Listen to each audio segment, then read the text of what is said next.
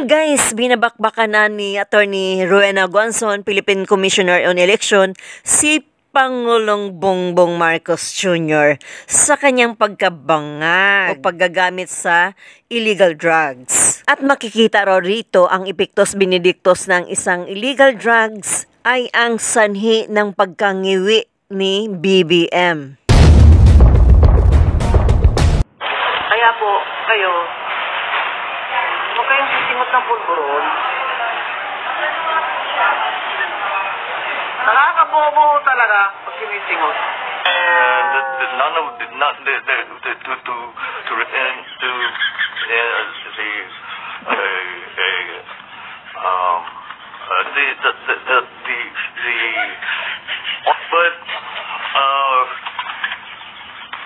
no,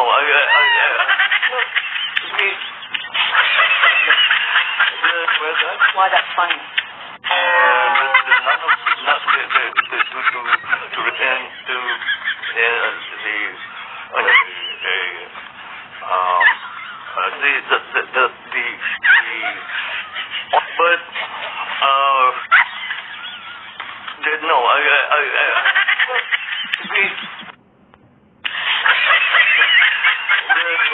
Why, that's fine.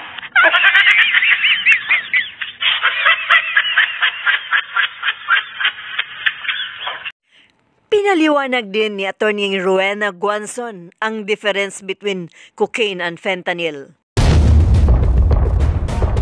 Ano ba to?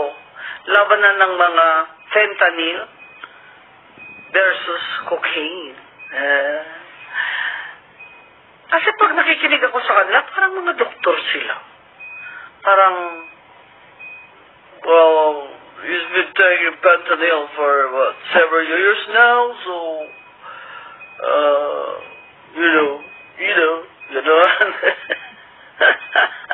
parang doktor. Ang fentanyl, sabi ng kapatid kong doktor, at isa pang kapatid kong doktor, at isa pang kapatid kong doktor, 10 kaya ang doktor sa pamilya namin. Oo, 10 talaga, doktor namin. Pati na yung mga pamangkinin, ha? At mga asawa nilang doktor din. Ito, ang fentanyl, usually talaga, grabe talaga yan na pain. To stop the pain. More pa yan sa, sa morphine. Binibigay daw yan ng mga doktor, karamihan sa, yung talagang unbearable pain, mga terminal patients. Ayan. So, ano kayang pain yung kailangan talaga ng fentanyl? Diba? So, siguro yung talagang hindi ka na makagalaw, hindi ka makatayo, wala kang fentanyl. Ganon siguro yun. Nasakit. Yung cocaine naman, hindi yun para sa sakit. Yun ang kaibahan nila. Ang fentanyl kasi gamot. Yung cocaine, ano yan? Yung cocaine, hindi ako nag-cocaine ever, ha? Hindi talaga ako nag-drugs, ever. So, eto, nababasa ko lang. Yung cocaine, hindi po yan gamot. Yan po ang drug of choice na mayayaman. Kasi hindi daw masyadong malakas ang hangover. Di kagaya ng shabu, di ba? Ang shabu kasi artificial yun eh. Yung cocaine daw ay organic daw yan. Na pampasabog ng ng brains mo ba? Yan. Hey man, hi man, ganyan. So, yun po ang kaibahan. Ang cocaine ay hindi po gamot. Yan po ay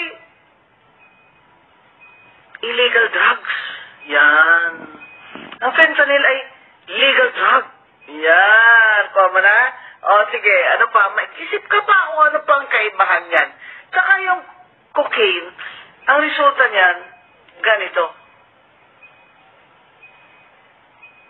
With apologies dun sa mga Tourette syndrome with apologies sa mga PWD ito naman ay factual lamang na ang mga nagko-cocaine, meron silang cocaine jaw. Ayan, di ba? Nagaganito. Pag magsasalita sila, Kahit hindi sila sasalita, ganun sila. Yan din ang kaibahan. Pag-isip pa kayo, anong kaibahan? Sa lahat ng dilawan, saludo ako dito kay Attorney Rowena Guanzon. Dahil naninindigan siya, may prinsipyo.